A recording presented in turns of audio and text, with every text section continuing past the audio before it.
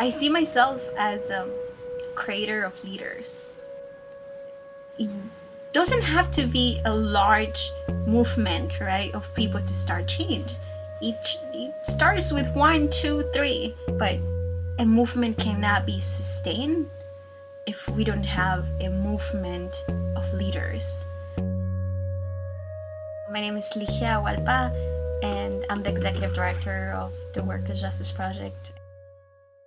First, I did not know what community organizing meant, and while I was studying in Egypt, I volunteered to teach English at a community center, and that community center wasn't only about teaching English. It was really about organizing an immigrant workforce that was forced to move there.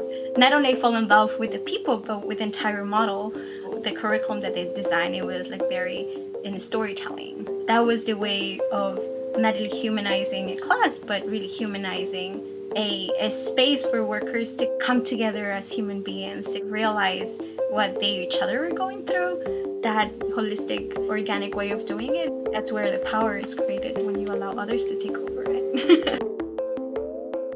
There was one person in the room that approached me and said, our reality, that is, we are immigrants in this country. He asked me, actually, he said, so what is your story? That's when I remember that, well, I'm an immigrant myself. I actually was born in Ecuador. My dad migrated to the US in the mid-80s. So I started making the connections of what my dad as an immigrant was going through as well. And that was the moment where I said, I was like, I want to be involved. I really want to change something.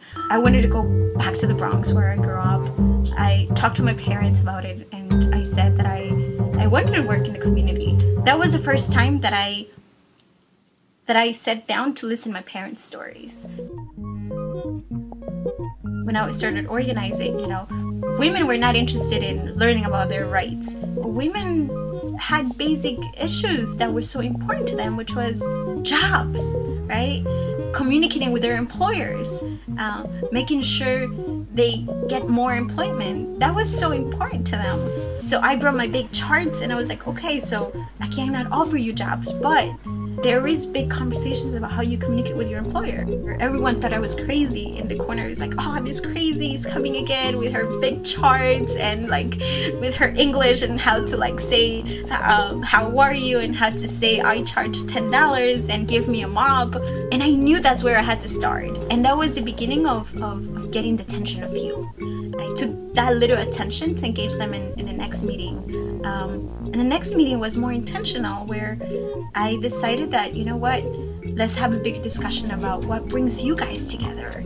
So that was the moment where I thought that I was more the facilitator of creating power in the room. But the ones that were building that power, it wasn't me.